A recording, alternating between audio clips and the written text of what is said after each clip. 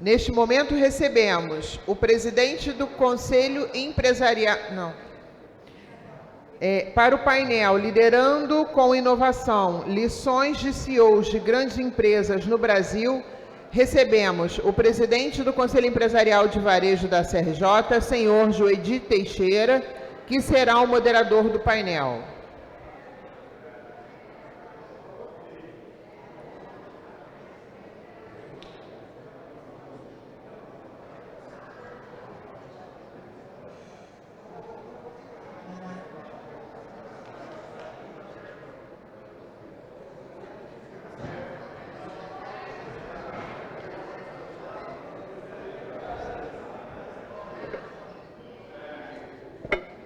Daremos início ao painel Liderando com Inovação, lições de CEOs de grandes empresas do Brasil.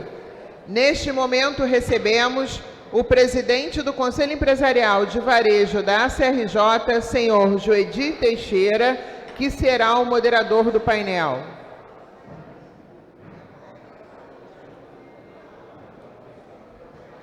O CEO do Rio Galeão, senhor Alexandre Monteiro.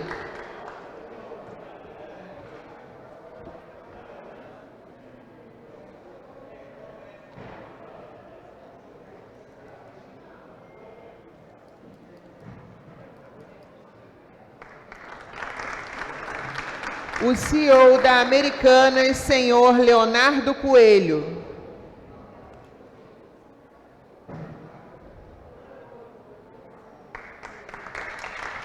E o presidente do Conselho de Administração da Unidas, senhor Cláudio Zatar.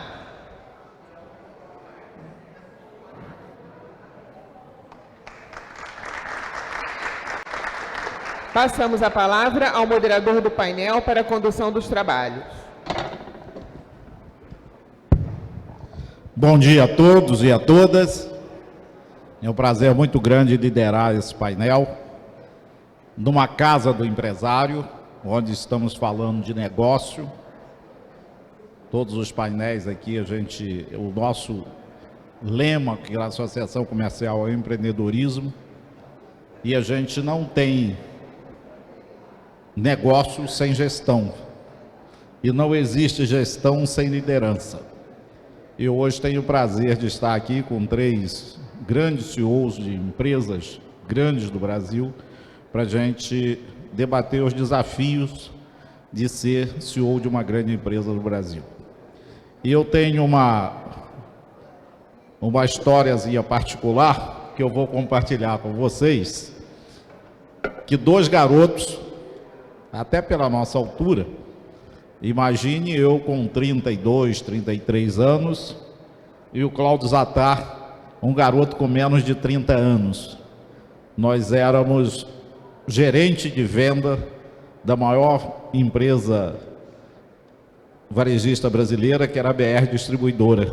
Então nós começamos a nossa carreira e fizemos garoto de 20 anos, e a gente vê hoje, né, a gente analisando, os nossos líderes eram muito irresponsáveis, né? Ao nos dar o poder que a gente tinha de negociação. A gente tinha uma procuração da empresa, da Petrobras Distribuidora, para fazer negócio, e a gente era desenvolvedores de negócio da empresa, e eu, 30 anos depois, vou encontrar o Zatar, e o Zatar tinha sido, ao longo desse período, CEO de um grande número de empresas, então ele tem muita experiência sobre gestão de empresas de diversos segmentos.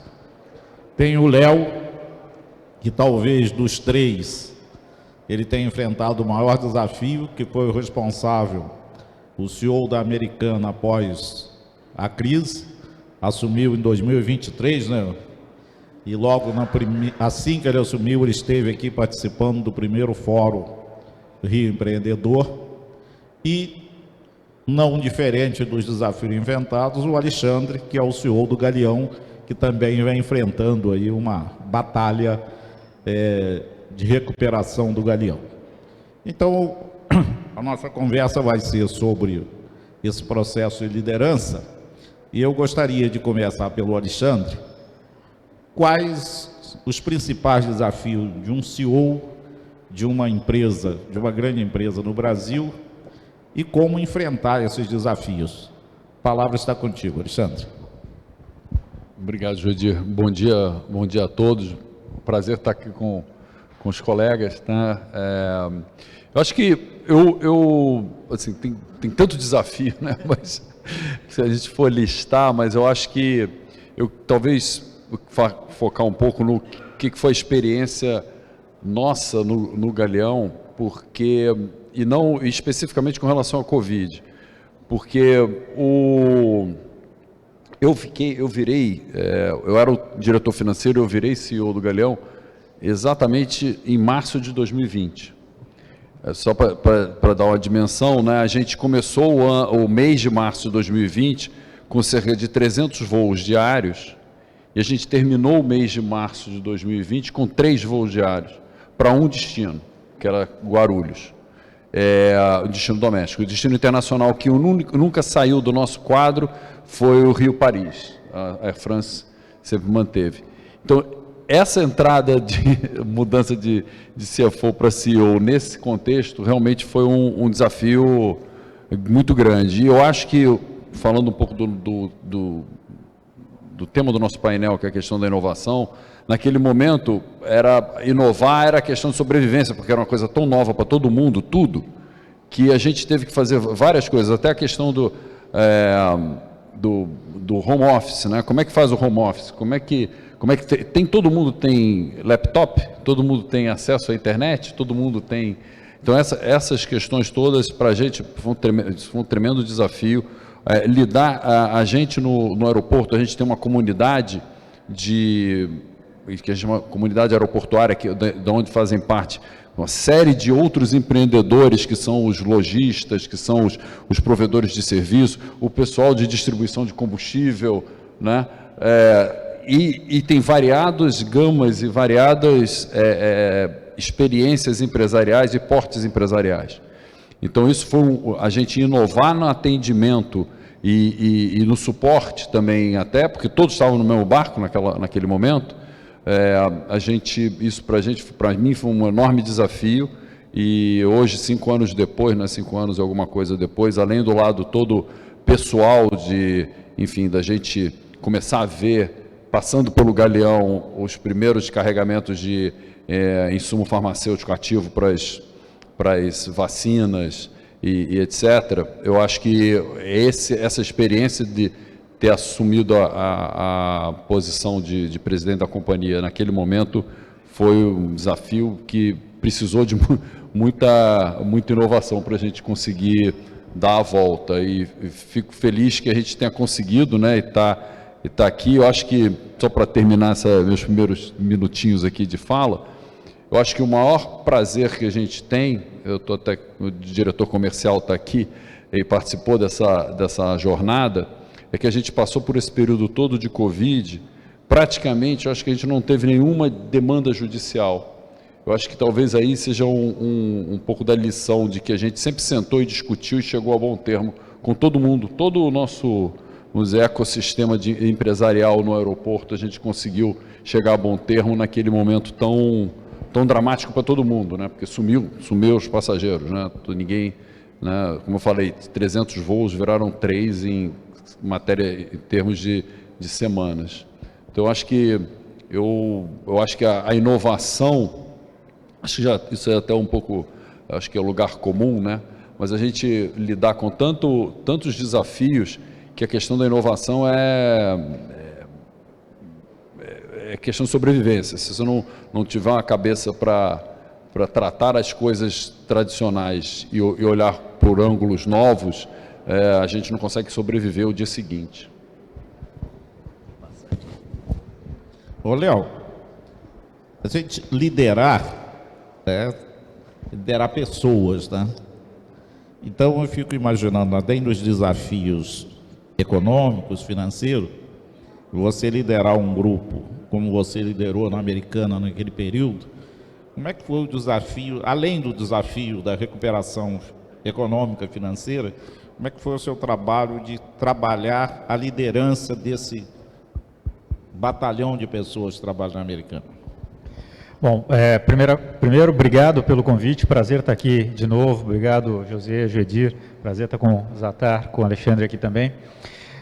O caso da Americanas, ele começou para mim logo depois o fato relevante lá no 2023, no 11 de janeiro, eu comecei em Americanas no começo do mês de fevereiro, com a missão clara de tentar achar uma saída para a companhia. Era uma questão de sobrevivência, né?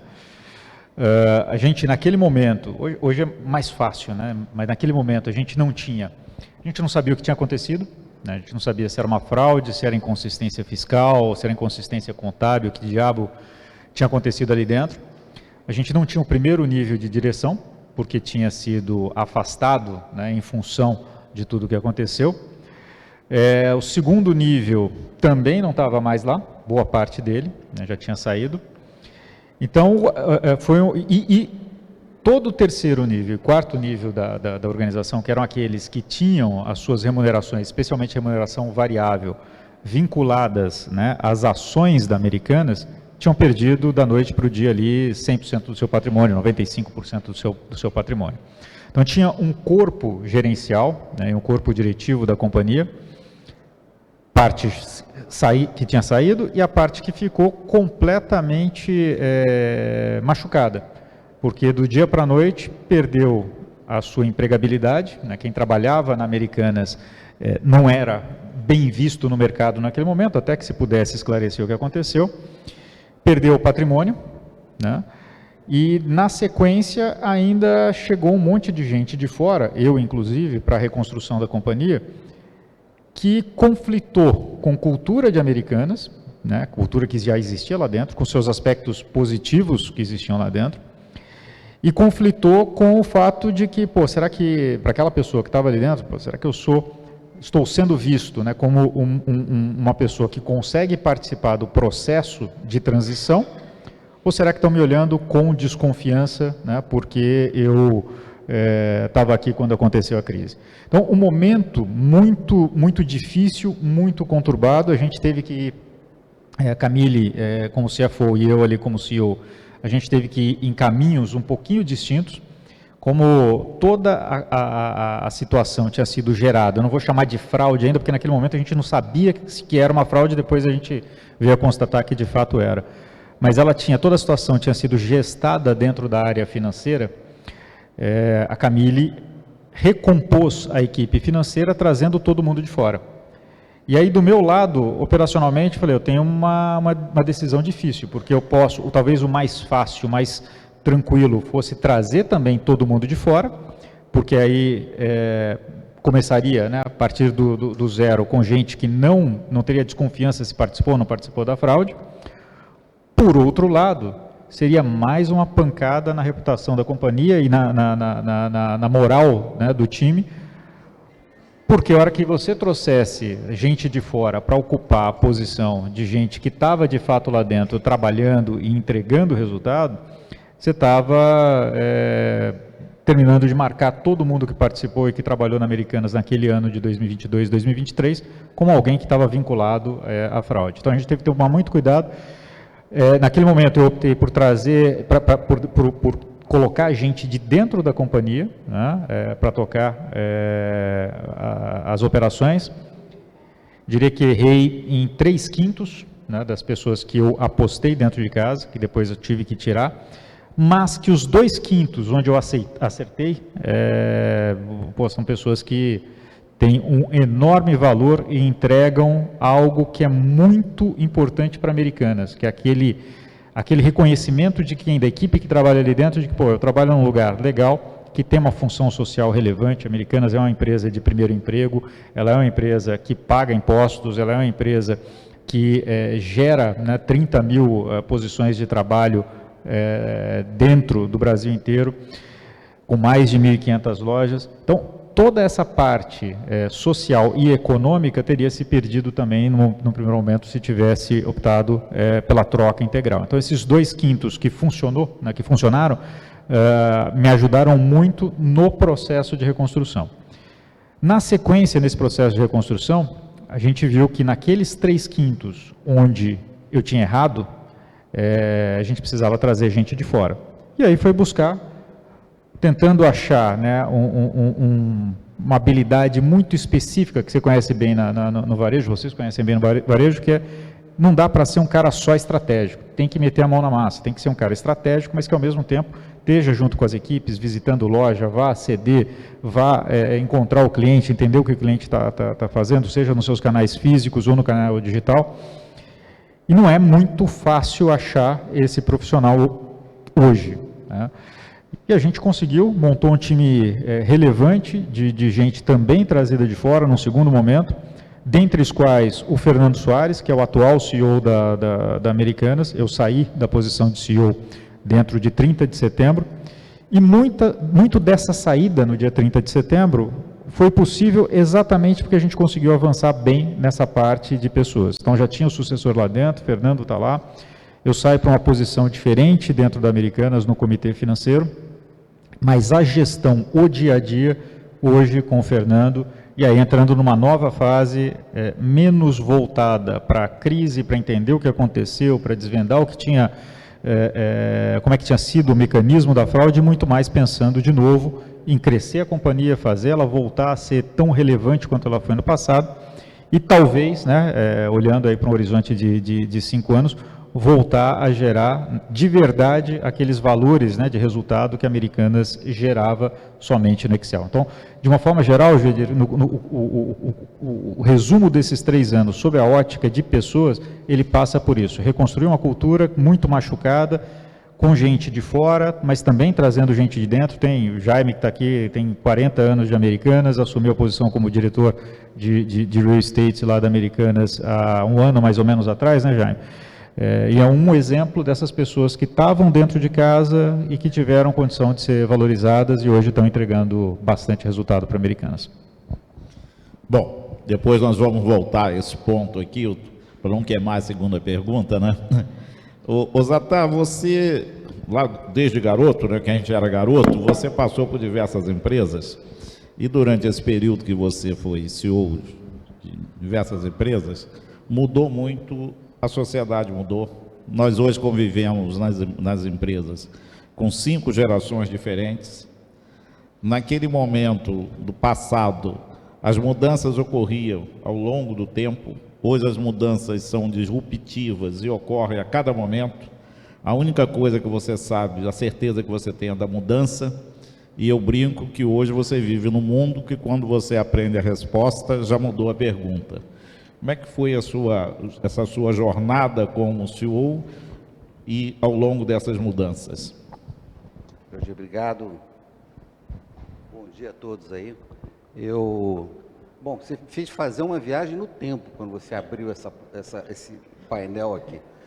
E assim, é uma viagem que, se eu retroagir mais ainda, me traz muito mais aprendizado que eu, logicamente, agrego até hoje. Você vai adaptando, né? Eu sou carioca, comecei a minha carreira como professor de karatê, tá? Dei aula durante 8 anos para pagar, inclusive, meu combustível para ir para a faculdade. Me formei engenheiro mecânico pela UERJ em 83 e trabalhei no setor de oil e gas durante 23 anos. Primeiro na ESSO, desde estagiário até cargos de controller. Depois fui para a BR Distribuidora, onde eu conheci o Joedir. Trabalhamos 5 anos numa Petrobras, que era a época ainda do regime militar, super disciplinado, uma empresa líder, uma mega empresa, a maior empresa varejista do país naquela época, de longe, né? Aprendemos muito, uma escola fantástica. Dali, vou falar assim, o exercício da gestão começou ali, porque nós tínhamos um grande poder, como o próprio Joedir definiu. O vice-presidente nos deu uma procuração poderosa. Ele falava assim: olha, essa procuração, em meu nome, vocês vão fazer negócios, vocês vão trocar bandeira dos concorrentes, vocês vão continuar balançando o mercado. E deu para a gente uma Paraty naquela época. Era um carro dito como executivo, né? E a gente saiu por aí fazendo negócio com autonomia e usando isso com sabedoria, né? Porque era uma empresa de economia mista, né, meia estatal, afiliada da Petróleo Brasileiro, e fazer isso com muita sabedoria, porque o poder era enorme, e saber fazer isso, tendo uma equipe, né, cuidando da gestão das pessoas lá, estimulando o pessoal, já foi assim, nós jovens aprendendo na marra, mão na massa, a fazer isso, né? Depois eu saí da Petrobras e fui para a Shell, uma outra empresa, uma outra cultura, uma empresa anglo-holandesa, assim, espetacular. Em 94 eu acabei saindo de uma mega empresa como a Shell e fui, quase que empreender, fazer uma startup de uma companhia de petróleo. Na época, em 94, Davi Zilberstein, que é da casa, né? Está com vocês aí. Ele, na época, como diretor da ANP, ele proporcionou uma abertura. Na época, o mercado de distribuidoras era um mercado quase que fechado. Era literalmente um oligopólio, né? E a gente ousou fazer uma distribuidora em São Paulo de combustíveis, um grupo familiar muito assim, tradicional. Eu fui o diretor-geral dessa empresa, criei desde a marca, trouxe pessoas de mercado, formamos um time. Eu vou sempre falar aqui em times. Segredo de sucesso da gente fazer mudanças, adaptando, e o mundo cada vez mais veloz, você ter as pessoas certas para você realmente chegar onde você quer chegar na meta, no propósito que a empresa se coloca em desafio, né? E depois dessa primeira empresa, eu fui convidado para uma outra startup. Dessa vez eu mudei a família inteira para Belo Horizonte. Em 1997, criamos uma empresa que hoje ainda está perenizada, chama Ali Combustíveis. Eu fui 10 anos CEO da Ali, desde o início até a fusão com uma outra empresa. E depois de 10 anos eu encerrei minha carreira na área de óleo e gás, e aí resolvi migrar e ir para um outro setor que não tinha nada a ver com combustíveis, que foi caminhões. Eu fui CEO da Vocal Volvo Caminhões, pertencente ao grupo Suzano, família Pfeffer. Fiz um turnaround lá, foi bacana, me apaixonei pelo negócio de caminhões e ônibus. E, de novo, trazendo sempre na cabeça um plano, equipe para executar esse plano, né? E realmente fazer definições de longo prazo, fazer realmente com que ela se sustente tanto como o papel dela, né, no contexto, atendendo o acionista, mas realmente num desafio de sustentar essa empresa, que ela seja realmente não só um rompante de 1, 2 anos, mas definitivo. E a ideia era vender essa empresa. O que aconteceu, eu saí dessa empresa na época da venda e fui para um outro setor de máquinas. E aí aqui no Rio de Janeiro, de novo, a Brasif, pertencente ao Jonas Barcelos, antiga dona dos Duty Frees, né? Na época já tinha vendido para a Suíça, Dufry. E eu fui, durante 2 anos e meio, CEO da Brasif também, né?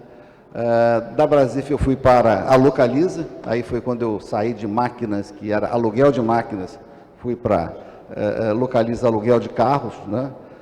7 anos numa empresa fantástica, numa empresa com uma governança fantástica, e sempre olhando como dar certo, tendo time, tendo governança, tendo um plano e, logicamente, aproveitando o que o mercado poderia oferecer, o mercado de locação. Em 2019, a um convite de um grupo que hoje, até então estava sediado no Rio, a Brookfield, ela comprou uma companhia de locação de carros chamada Ouro Verde no Paraná. Eu aceitei o convite de sair da Localiza, da diretoria executiva, para assumir como CEO da Ouro Verde. E essa empresa Ouro Verde, ela loca não só carros, e não loca, não tem rentacar, não tem aluguel de carros em loja, é apenas aluguel de gestão de frotas, aluguel e gestão de frotas, não só de carros, como de máquinas, caminhões, reboques, semi-reboques, e tratores, linha verde, né? E me pareceu um negócio bem divertido, diferente do que eu fazia na Localiza, que era só locar carros, né? E a Ouro Verde tinha um plano, como toda empresa, como a Brookfield, um private equity de longo prazo. Para mim fazia sentido fazer essa migração. E lá a empresa estava praticamente a zero, ela estava literalmente quase em situação falimentar. A Brookfield comprou, colocou capital, né? Desenvolvemos um plano e eu fui chamando e formando uma equipe. De novo, formar gente, trazer gente, ou olhar para dentro e ver quem são as pessoas boas que você vai desenvolver e trazer para cargos de confiança, desenvolver essas pessoas em todos os patamares, né? Fazer um plano, né? Esse plano funcionar e execução, né? Sempre com uma visão de longo prazo. Então, foi o que aconteceu, mas foi um pouco antes da pandemia. A pandemia colocou todo mundo dentro de casa, mas o setor de locação, como até hoje eu falo, desde a época da Localiza, é um setor em plena expansão. Tá? Ninguém falava muito de locação de carros, a não ser quem viajava. Isso até 2014, 2015. Locar um carro era caro. Era uma coisa muito assim para poucos abonados, para viajar, para fazer um turismo rápido, mas nunca fez parte de fato na vida das pessoas, alugar um carro, ou substituir o seu carro para realmente ter um carro alugado, ou assinar um carro, né, fazer uma assinatura de um carro. Isso não acontecia. E de 2015 esse mercado estourou, continuou crescendo, e na pandemia, voltando para a pandemia, o mercado continuou crescendo, porque as pessoas passando a não frequentar ônibus, transporte público com medo, né, passou a alugar carro para sozinho, de certa forma, se deslocar sem o risco, né, de estar perto de muita gente, de contaminação. Então, o mercado continuou crescendo tanto para pessoas físicas quanto pessoas jurídicas. O mercado corporativo, que começou a trocar o CAPEX de investimento por despesas de locação, por OPEX, que a gente chama, também foi uma transformação gigante, né? Qual é a razão? Por que de repente o mercado bombou de locação e até hoje não tem data para acabar de crescer? Porque realmente o mercado, com a competição a partir de 2015, a locação começou a ficar mais barata, tá? Começou a caber no bolso das pessoas. As pessoas começaram a fazer a conta de que quanto é que custa alugar um carro, e o carro foi ficando mais caro. Lembrando a vocês que da pandemia até 2023, um carro popular aumentou em tese 66%, tá? 66% em 3 anos. Não há salário affordability que sustente, né? Então, como o carro se distanciou e as pessoas olharam para a locação como uma forma de, isso cabe no meu bolso, eu posso alugar, posso assinar um carro. As empresas também com esse mesmo pensamento, né? Trocar frota corporativa ou locar, e esse mercado continua crescendo muito. Vamos falar assim, esse é o ambiente que eu vivo, tá? E, assim, manter relevante essa empresa. Bom, eu estou no mercado onde a concorrência não é tão grande, tá? Hoje tem 3 grandes players, chama-se Localiza, que eu tive a honra de fazer parte, a Movida e a Unidas. O resto são empresas menores. Nós temos, para vocês terem uma ideia, 118 mil carros na nossa frota, e nós somos muito menores que a Localiza e menores do que a Movida, né? As outras são empresas que não têm 1.000 carros, não têm 2.000 carros. Então, a gente tem 180 lojas no Brasil inteiro, 60 lojas de vendas de seminovos também, né?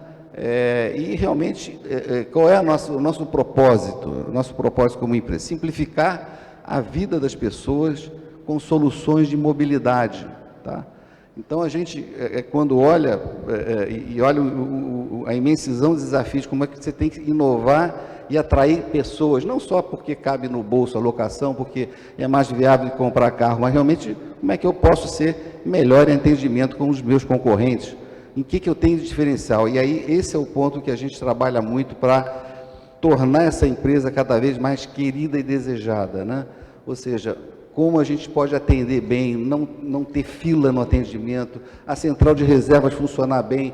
Hoje a gente trabalha muito a IA, não de forma visível, não tem nenhuma transformação visível de IA, a gente faz internamente. A IA internamente funciona muito bem em melhoria de processos e eficiência. Nós temos uma área específica para isso, que trabalha, que no final, isso lá na ponta do cliente, do consumidor, é o que ele quer ser atendido rápido, ele quer ter a opção de carros desejada no lugar certo.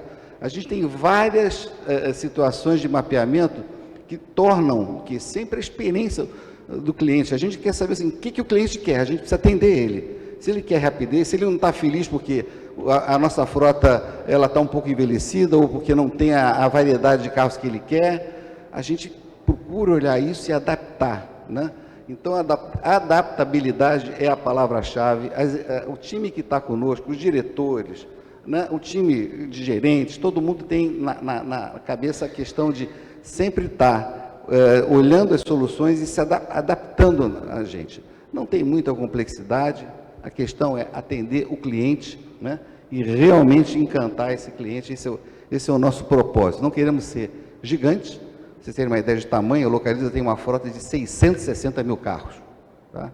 A Movida tem uma frota de 205 mil carros, isso é informação pública. Nós temos 118 mil, mas nós temos um lado interessante. A gente se denomina a maior plataforma de mobilidade do país, porque a mais completa, tá? Não é a maior, a mais completa. Por quê? Porque nós locamos carros por assinatura, carros por longo prazo, 2, 3 anos, carro aluguel mensal, que a gente chama, e alugamos caminhões, máquinas, tratores, e esse é um outro mundo da Unidas. Só nós fazemos isso na mesma plataforma. A gente loca para grandes corporações, grandes empresas. A gente, na empresa, não só oferece uma solução de locação ou de mobilidade em carros, como também em caminhões. Se a empresa é agro, a gente oferece colheitadeiras e transporte de caminhões, né? E assim, aonde o cliente vai, a gente tem um cardápio para oferecer. A gente tem uma variedade de opções de locação. Por isso que nós somos uma plataforma de mobilidade em leves, a gente chama de ativos leves e ativos pesados. E, Jodir, o segredo é esse, é realmente ter um propósito, ter pessoas engajadas, felizes, se divertindo também nesse contexto todo, e tem funcionado muito bem. Bom, eu acho que depois dessa aula aí de gestão de pessoas, ninguém faz nada sem pessoas, né? Eu gostaria de fazer uma pergunta dessa aí, que eu gostaria que fosse um pouco rápido, porque daqui a pouco o nosso tempo vai começar, está se esgotando daqui a pouco. Eu gostaria de perguntar ao Alexandre, o que você tem feito no seu dia a dia e pensando no futuro, nessas mudanças todas que o mercado oferece, para você manter a sua empresa sempre relevante para o público? Eu acho que o Zattar, essa pergunta não, acho que o Zattar já deixou ela praticamente respondida da área dele, mas o que você tem feito hoje para você manter o Rio Galeão sempre relevante para o seu público? Qual é a sua visão de futuro para você manter sempre relevante? É uma pergunta, realmente pode ser que dure muito mais de 15 minutos. Não, mas estou brincando. Eu acho que o ponto principal, pegando um pouco na linha do que o Zattar estava comentando, pessoas, isso, de novo, parece aquela coisa meio, talvez, lugar comum, mas não é o principal mesmo, né? E a gente, por exemplo, uma das coisas que a gente faz e que a gente procura sempre renovar e sempre trazer, a gente tem um treinamento que se chama o Jeito Rio Galeão de Ser. Esse treinamento, ele tem várias modalidades e vários módulos, dependendo do público. Pode ser, porque assim, a concessionária, nós somos 750 pessoas, da ordem de 750 pessoas a 800 aproximadamente, inseridos numa comunidade aeroportuária que tem aí na casa de 16 a 17 mil. São 16 a 17 mil pessoas trabalhando no sítio aeroportuário, ali na Ilha do Governador. Então, na verdade, o nosso papel é orquestrar esse número enorme de entidades, né? Seja comerciais, seja polícia e etc. Polícia, aduana, etc. Então, tem vários ângulos desse jeito de como tratar e como lidar com as pessoas, né? Isso é o primeiro ponto. O segundo ponto também que a gente gosta de deixar bem claro é que a face mais, vamos dizer, pública do aeroporto ou de um equipamento de infraestrutura, assim, quantos milhões, quantos bilhões vão investir na melhoria ou no terminal 1, terminal 2 e que seja. Essa é a face mas essa é a face que eu acredito que seja mais fácil. Dizer, eu vou investir 100 milhões para melhorar uma determinada coisa no aeroporto. Porém, a face talvez mais complexa e que mais tem perenidade e futuro é você investir na qualidade das pessoas e treinar as pessoas, e isso não é fácil. Daí vem essa questão do jeito Rio Galeão de ser. Então, esse é um ponto.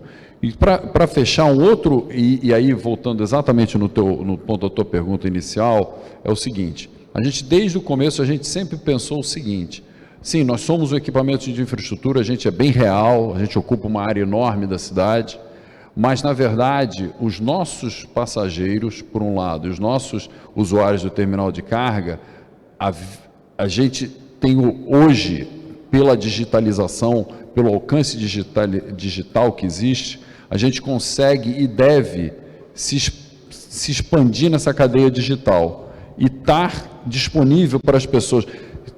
Antes dela começar a viagem dela, por exemplo, eu quero reservar uma sala VIP, eu quero reservar um serviço de concierge para me ajudar com a minha família no aeroporto. Isso tudo fazer de forma digital antes de chegar no aeroporto.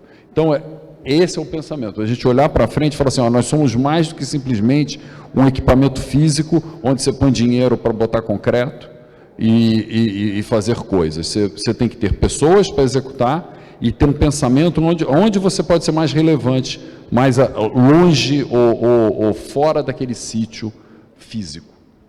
Bom, então está aí usando a tecnologia para favorecer a vida das pessoas, para facilitar a vida das pessoas. Então você está sempre olhando o futuro e como essa tecnologia pode contribuir para a melhoria do da dia a dia, experiência do facilitar passageiro, do usuário do das terminal de pessoas. carga. E para o Léo, eu vou fazer a seguinte pergunta, Léo. Durante esse seu trabalho, qual foi a sua principal preocupação para manter a Lojas Americanas relevante para o seu público? E ainda com até uma pergunta, eu vou entregar, que foi a pergunta do Josier: como é que você vai manter relevante, reduzindo as vendas online ou praticamente saindo das vendas online? Como é que eu sei que também dava um dia de resposta, né? Mas como é que você mantém a empresa relevante no momento em que cresce o e-commerce e você saiu do e-commerce? Conta pra gente essa. Vou tentar ser o mais sucinto possível aqui, mas a primeira parte, Americanas era uma empresa cujo negócio era a fraude. Americanas, nos últimos, de 2010 até o estouro da fraude ali no final de 2022, ela não era uma varejista, ela era uma empresa que toda a alta liderança estava ocupada em fraudar os resultados e acobertar, né, do público em geral o que estava sendo feito ali dentro. Portanto, a gente ficou 10 anos, 12 anos, sem se desenvolver. Porque se você frauda e você constrói o seu resultado numa planilha de Excel, você não precisa ser eficaz, você não precisa ser eficiente, você não precisa investir em tecnologia, você pode investir num negócio digital que não fazia o menor sentido. O negócio digital da Americanas era um negócio de produtos hipercomparáveis, de margem baixa, vendidos em 12, 15, 18 vezes sem juros, com frete grátis e com cashback, de até 80%. Tá? A hora que você soma isso, basicamente, no negócio digital da Americanas, nós pagávamos para o cliente comprar da Americanas, porque a gente achava que lá na frente a gente poderia estar numa posição de monopólio, né, não de oligopólio, como a gente falava da BR distribuidora lá atrás, né, mas numa situação completamente diferente para aí sim recuperar a capacidade de geração de resultado. Isso não aconteceu, obviamente. E aí, o principal foco para a gente conseguir fazer a recuperação desse tempo todo que a Americanas não fez varejo, passa pela tecnologia. A gente tem, talvez a sorte, né, no caso do varejo, de estar no momento que, com inteligência artificial, com tudo aquilo que está acontecendo do ponto de vista de tecnologia, não vou dizer que você zera, né, o jogo, mas o jogo muda e muda bastante. Então, o que a gente fez lá no começo do projeto, em 2023, foi garantir que a gente ia organizar a nossa casa, né, ter dados suficientes para a gente estar bem posicionado para esse momento agora. A gente já começou atrasado. Porque quando a gente fala quando eu falo que o negócio da Americanas era fraude, para deixar bem claro, a Americanas ela tinha 4 ERPs diferentes, 4 sistemas de informação diferentes dentro de um único CNPJ, nenhum deles com a transparência necessária, e era assim por desenho. Era assim exatamente para que ninguém pudesse enxergar o que estava sendo feito ali dentro. Quando a gente fala em construir, né, um novo modelo de negócio, baseado muito mais fortemente em tecnologia, nós na Americanas não tínhamos o básico, a gente não tinha de onde tirar essa informação. Melhor, a gente tinha vários sistemas para tirar essa informação, mas essa informação ela não estava curada, né? Ela não estava organizada de uma forma tal que ela pudesse se transformar em dado. Então, quando a gente veio por esse caminho e começou a montar essa jornada, a gente criou, primeira coisa, uma esfera em cima de todos os sistemas que a gente tinha, que é o nosso Data Lake lá, que é basicamente o seguinte: quais informações eu vou tirar de quais sistemas, colocar aqui nesse pool de informações, nessa piscina de dados aqui, porque a partir daqui é que eu vou começar a transformar isso em informação sobre o meu cliente, o que ele compra, quantas vezes ele compra. Negócio digital da Americanas, o cliente, em média, ele vinha 1,4 vezes ao ano comprar da gente. Tá? Ou seja, ele vinha na Americanas só quando ele conseguia encontrar promoção barata. Era o único momento de compra dele.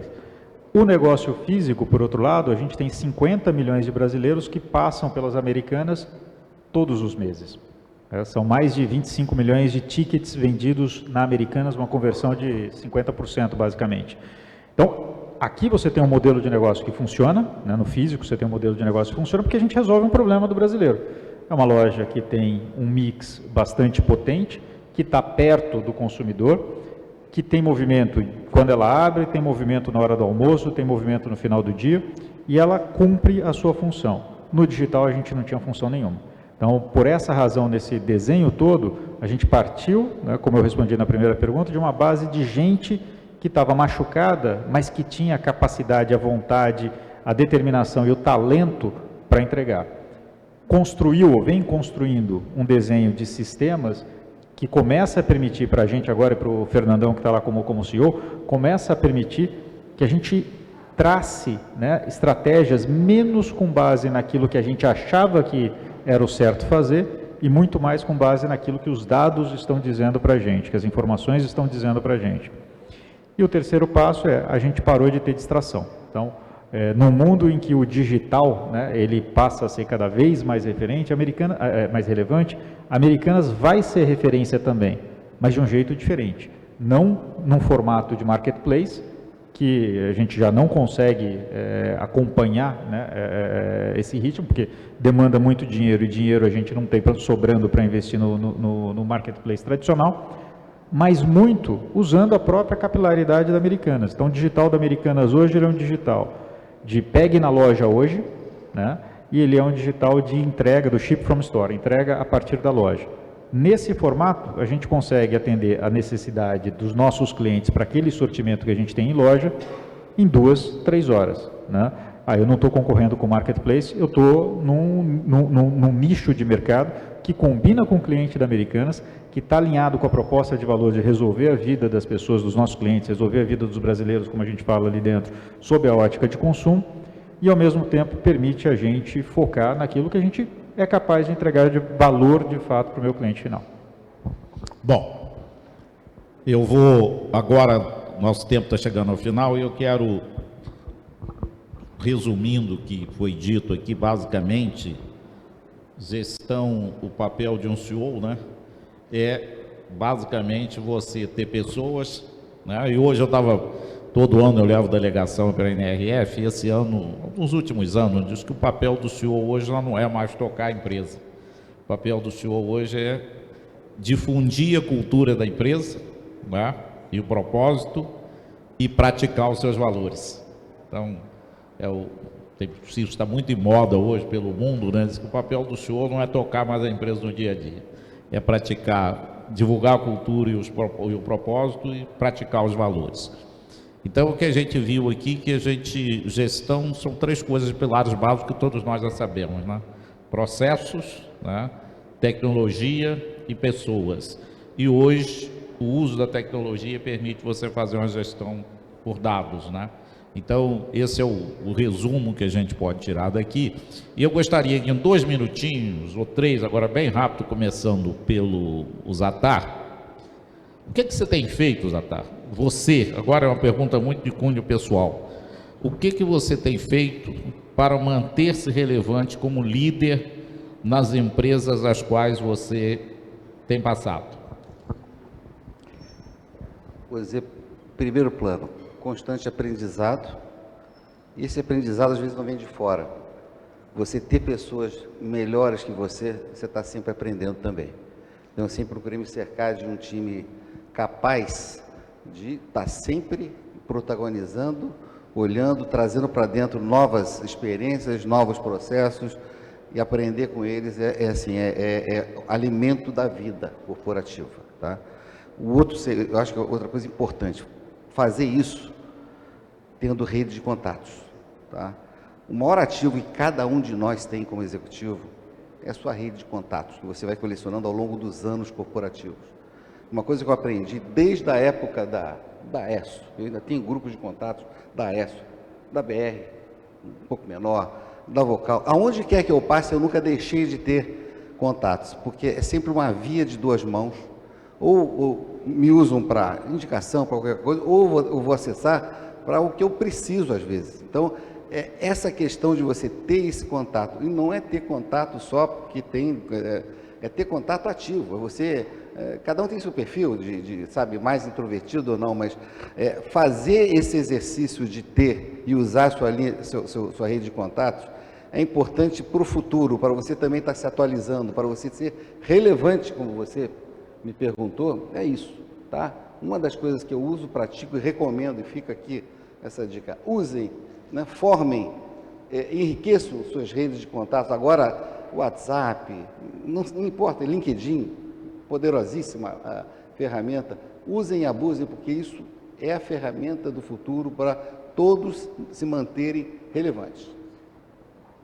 A mesma pergunta para o Léo. O Zatar já deu o gabarito, né? Então eu vou completar com 2 pontos que eu acho que são importantes também.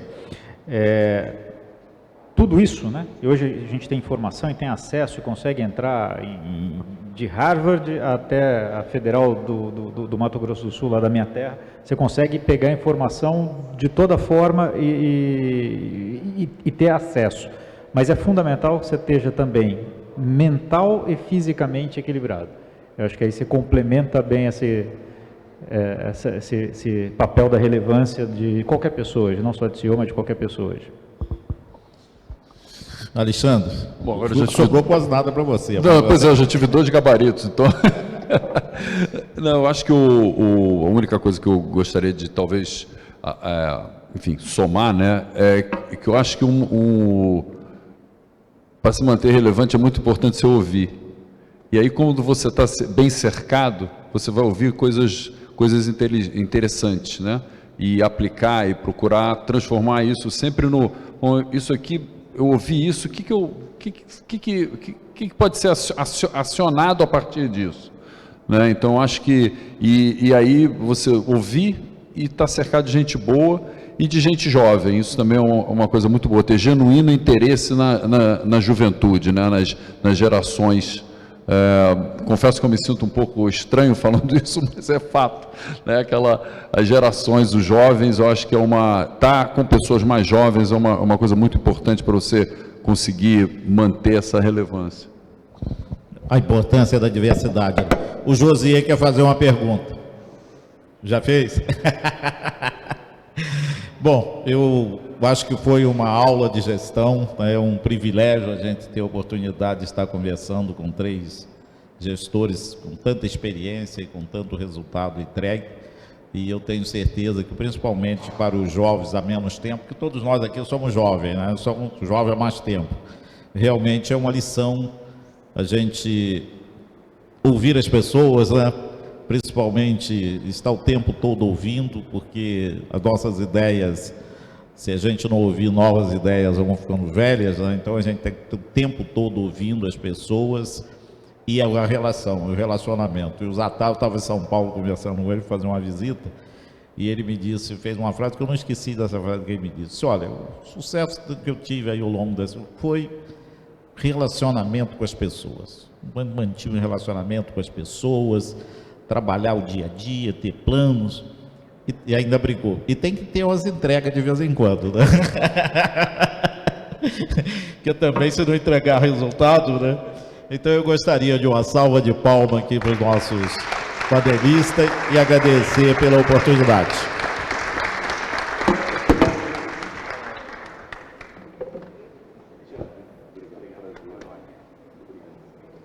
Obrigado, amigo.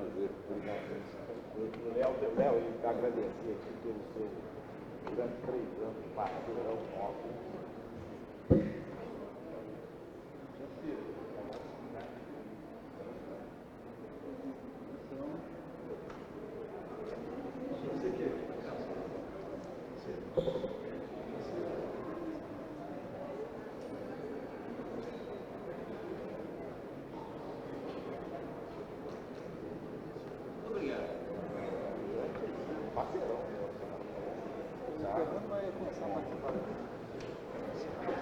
Ótimo.